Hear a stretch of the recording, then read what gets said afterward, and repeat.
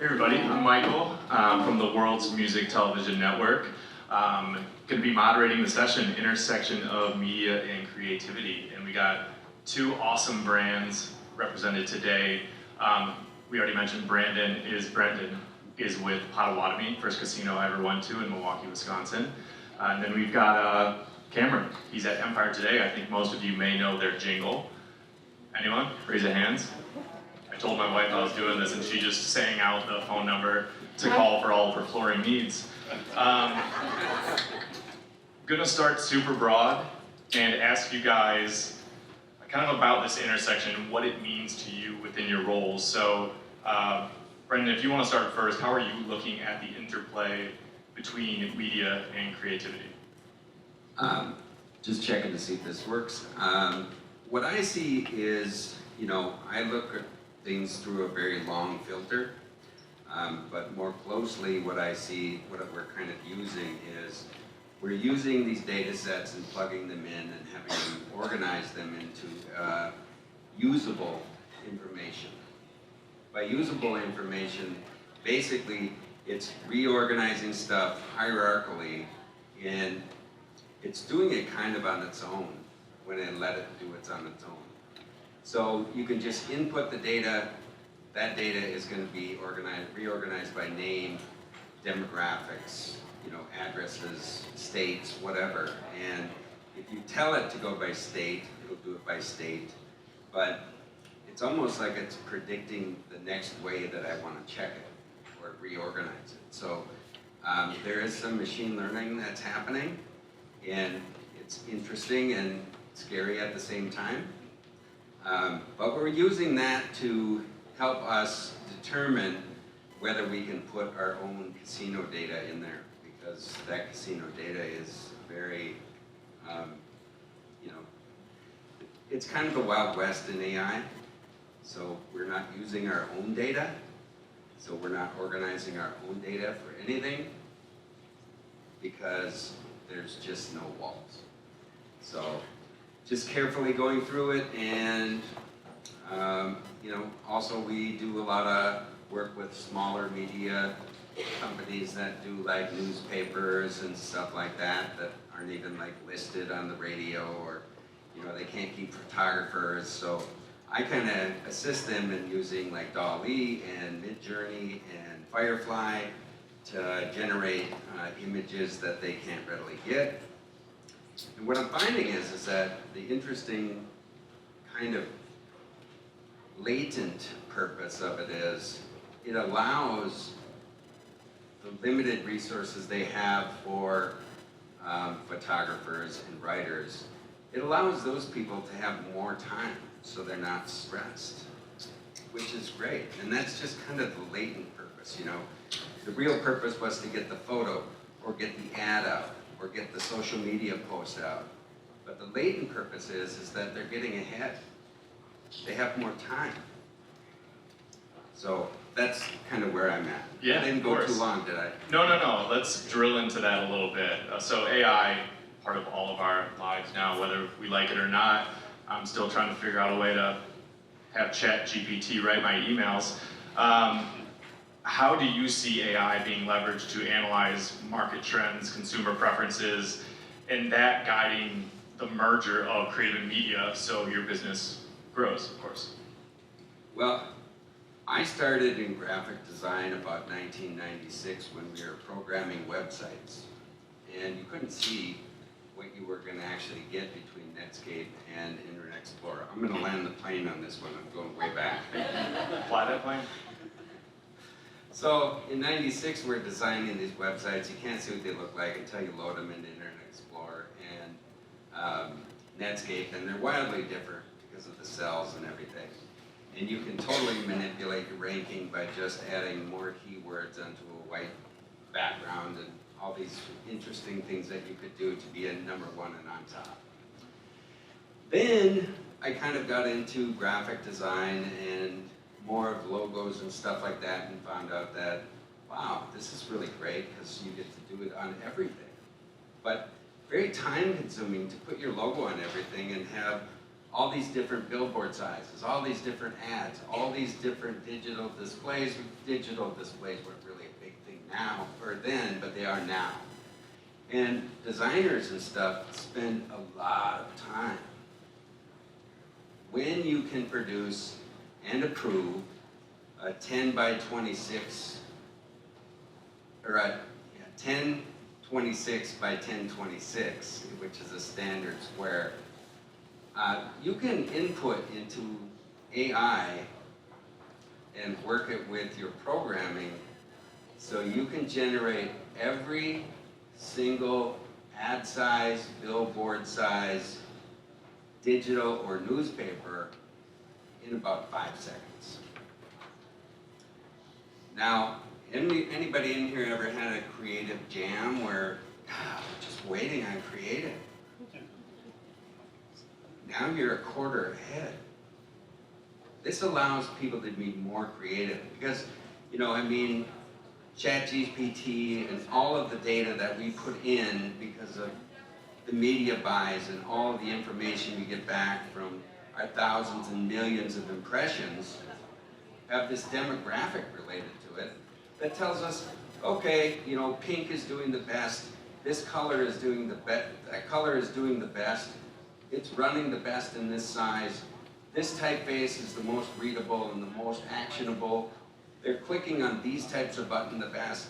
So programmatically you can move your money around to those things and you can frankly just buy those ones and leave the other ones out later. But one of the big things about it is, you know, when it comes up with that prediction of what you should buy and what colors you should do and what fonts you should use, where is the risk? Where's the beef? Where's the don't squeeze the Charmin? Where is the what's up? You know, is ChatGPT gonna, you know, be like an insurance salesman looking at the risk of taking that creative leap? And the answer is no right away. So we're always going to need the creatives around, and we're always going to need that data to tell us what the best stuff is. But, you know, don't be scared of it. We're at the front end of it. It's kind of a Wild West, just like the internet was in '96 when we were doing websites. But it's going to be really cool. So have it help you write your emails to start. Really, have it help you write your RFQs, your request for proposal. Have it help you use it in your daily life and just get used to it. And, you know, always check the work because these things will hallucinate. By hallucinate, they really take data and take your information and they'll come up with lies. So you gotta check your work. And that might be a fail-safe, you know, for us humans, is that we can check the work, but I'll go for Perfect. it. All right. Cameron, at Empire today, how are you guys looking at this interplay between creative and media? Sure. So I mean, let's get all covered here. You guys hear me? Cool. As you guys all alluded to earlier, you guys all know the jingle, I assume. 90% of people in this room can sing the jingle by heart. Probably knew it when you were a little kid, right? I would bet that a lot of your kids don't know the jingle, right? And that's a real problem for our brand, where we have this great, you know, audio identity. Historically, we built the brand with a very simple media strategy, right? Saturate local television. That's all we did for decades. And so now that we've evolved, that strategy doesn't work anymore, right? Those eyeballs are going away. They're being fragmented, not just through national cable, but through all of the digital channels that are out there today. And it really got kind of, that distribution got exponentially larger after COVID, right? Everyone's putting eyeballs on their phones. TikTok is growing like crazy. So how does a brand like Empire that has this deep integration with the jingle and an audio identity kind of get in front of now the masses the way we did before? Before it was 11 channels, right? Go on television, 11 channels. Now it's hundreds of different, you different platforms, which requires different creative approaches for every single platform. So we've been trying to diversify, trying to have a strategy for linear, have a strategy for OTT and streaming, have a strategy for social, and those strategies are very different, and they kind of have to be. So how do you get the learnings, so quickly? That's kind of where we're struggling right now, right? Is how do you understand really what's working on all of these channels, both from a short-term perspective and a long-term brand growth perspective, right?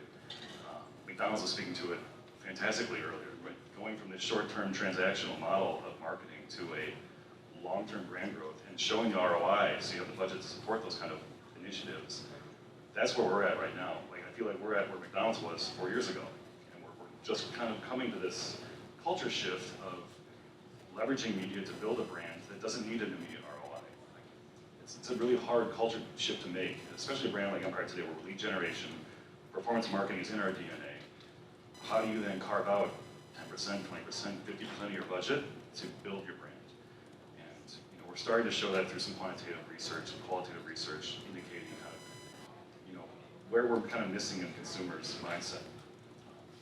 So that's really how we're approaching like the media and the creative mix, right? Is leveraging different creative messaging on different channels, whether it be testimonials or reviews or just showing beautiful room scenes or promotion. Where's the right spot to put those different messages? Yeah, I guess shooting question back to Branden, how has your approach to media creative changed since the pandemic? Casinos obviously hit very hard, couldn't go in them for a while, hurt my lifestyle. Talk to us a little bit about that. Well, there's a lot of media that we just started bringing back. The approach to choosing the right media is based on, the data that tells us that we want to put X amount into this spot or X amount into that spot, and it's not so much, spaghetti on the wall anymore. It's actual data to support it. What I have found is that to even refine that further into a more granular sense, you can ask ChatGPT these questions. You can ask ChatGPT, how do we reach this market? How do we create the content for this? We want to make a newsletter, reach out and find the most contemporary, cool information that we can put out there, and it will send you that information in about 5 seconds. In terms of like what we have done, we're just slowly bringing everything back. We're building. If you're not building, you're kind of dying. So we have done a $100 million renovation.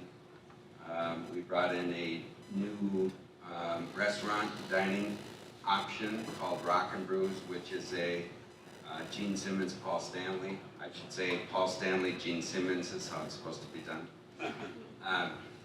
And that is kind of helping us grow and kind of keeping us current. It's also, even though you may not think so, it's reaching or bridging a gap between generations of KISS customers, KISS customers' kids, and KISS customers' grandkids. Because we've also got the only sports betting in Wisconsin, active sports betting, and the active sports betting is a much younger demographic. We have to be really careful in our advertising and strategic about where we advertise, what we advertise, how we say what we advertise, because there are strict FCC guidelines on, boy, this really seems like it's kind of tailored towards something much younger. Say going on to TikTok and putting a message onto TikTok, and your TikTok ad runs right after a Barney ad. And you don't always know whose phone they're seeing it from. They could be, it's their parents' phone. It's not always registered to the kid. It's through their credit card.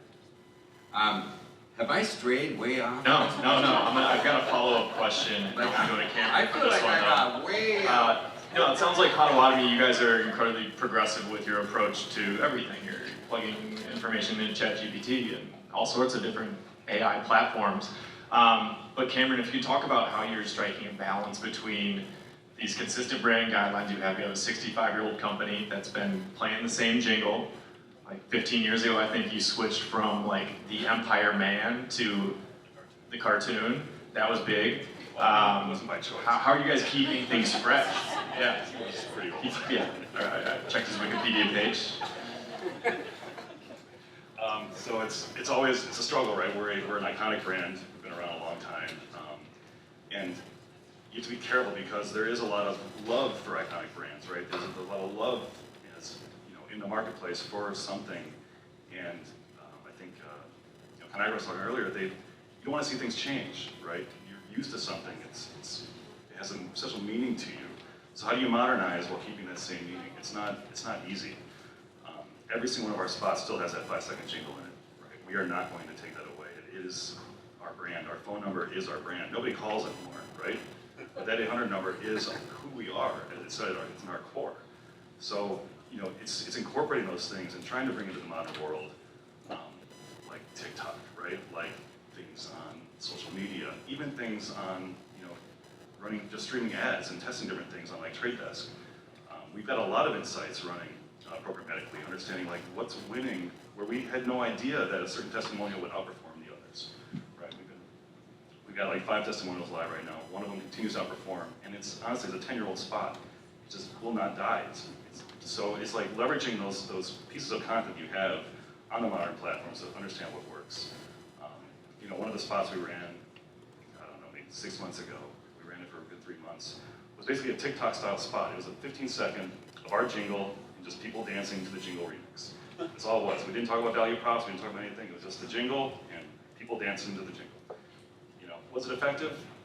It's hard to know, but it was definitely a good brand builder. And for us, that's a huge culture shift, right? We've always been very DR focused, very focused on the lower funnel.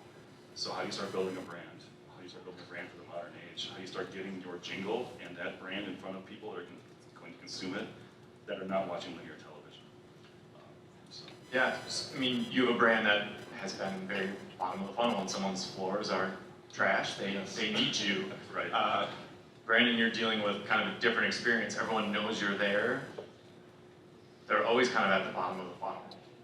What are some fresh approaches you've taken to kind of capturing more consumers to drive into the Milwaukee Go to the Casino? Well, that's right. You know, 45% of our business comes from the Milwaukee DMA, and you know there's casinos popping up on the border of Illinois here. They have a temporary casino. They got Rivers Casino. I think there's an American place coming in. I think one of the strategies is to, you know, we just took over, or our marketing department has taken over all of the advertising and marketing for our Carter Casino, which is 80 miles northwest of Green Bay. So, like, we're growing that brand by building that brand. You know, we have a lot of stuff still going on. We have so much construction going on now on the second floor that it won't be open until next year. Let's see. The next part of that would be, by building, we would have to get pretty granular to like move the needle on who we're bringing in, because so much of our local DMA is already coming in. So we are, you know, leveraging our social media, beefing that portion up to kind of reach out to the sports book crowds. We're already getting ready for the RNC and the DNC to make sure that we're kind of drawing that attention as well. And that's, the DNC is happening here in Chicago, and the RNC is in Milwaukee. The DNC was supposed to be in Milwaukee in, I think, 20, but that didn't happen because of the pandemic. So we're, putting advertising in the intermodals and airports and stuff like that in preparation for things like that to try and, just move the needle in a little way. We do kind of like have a formula that's working, and it works well, brings in enough people. But we have tried a lot of different types of things with the Carter Casino because it's so far north. Like we're putting flyers up in the local cafes, like on the job board places and stuff, and that seems to be having the best result. We're on AM radio, and we're putting on summer concert series, stuff like that to draw people in. There's a lot of homeowners and lake homeowners from this general DMA that are in that Carter area or northern Wisconsin area, so we are catering to a couple of stations down here that they play all the way through, all on the plane. Yeah, great. Those localized efforts, so impactful. I still remember Miller Lite had a Shirish can at one point, still have the koozie. But Cameron, we talked a little bit about how you guys feel local. You're in, I think, 75 markets across the United States. Everyone who lives in these markets thinks Empire today is something that only exists in their town, but when they go across the country, they find out it's almost national. Talk a little bit about that, how you achieve that feel for the brand. Yeah, I mean, it's work in progress for sure. But one of the big surprises for me working at Empire, I mean, I grew up in Chicagoland, right? So Empire is home for me. But you talk to people from LA, New York, even places like Seattle and Portland, they think Empire is a homegrown company. It's really strange. And I think it's kind of an homage to the style of the commercials that we run because they feel very bootstrapped. So it gives it that local feel. It's a it's a feature, not an issue, not a problem. But so we're seeing now differences in response rates to our advertising, right? Differences in response rates to different promotions across the geos. So we're trying to put in pieces together in place so we can actually target geos with different media mixes and go to market that way. We have not unlocked that yet, right? This is, if I talk to you guys next year, we'll have a different story to tell you. But today, we run everything central, right? So the same message that you see in Chicago, the same thing you see in Portland, the same thing you see in Texas. And people are very different in Texas than they are in the Northeast, right? Their homes look different, their interests are different, they consume media differently.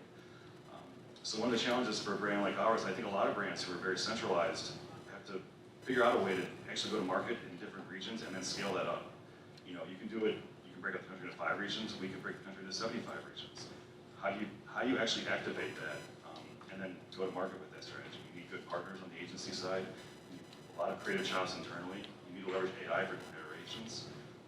So we're along with all of you. We are on this journey. We have not solved that problem, but we definitely recognize the opportunity.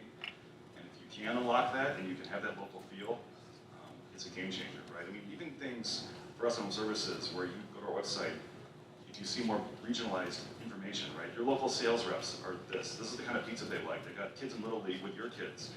Like, to do that, it makes so much sense. To do it at scale is really actually pretty difficult. So we're kind of working on ways to build up that local feel as well as the imagery you see on the website, the imagery you see in the commercials. It should all be curated to a region, right? It should be very different in Chicago than it is in Texas. So, people think we're local, but that's slowly changing as we've kind of grown up and started to scale, and our commercials actually start to become more produced and a little bit more higher end. That's awesome.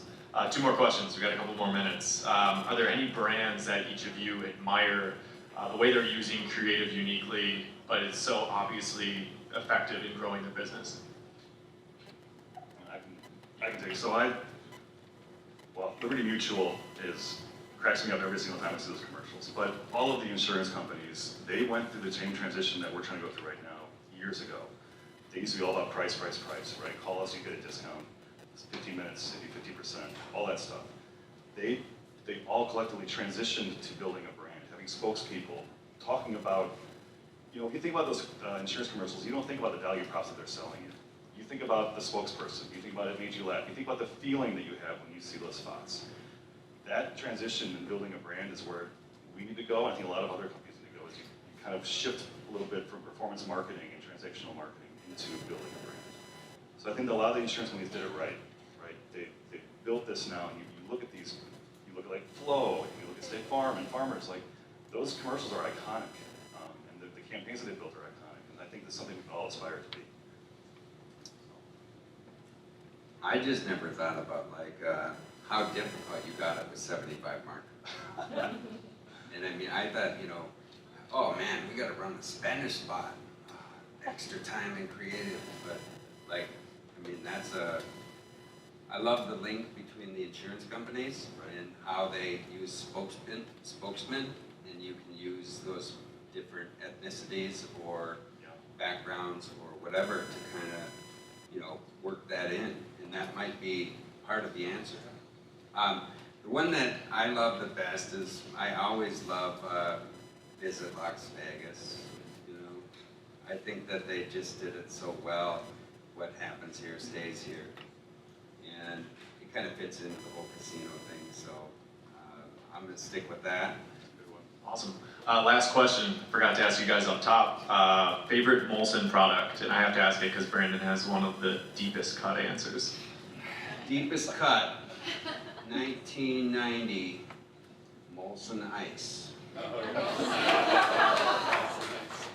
Molson Ice in northern Minnesota ran through there like an epidemic. It was almost as bad as the Sun Country wine cooler epidemic. You guys remember Sun Country wine cooler? Yeah, it looked like a squirt bottle. And there was just kids playing all over.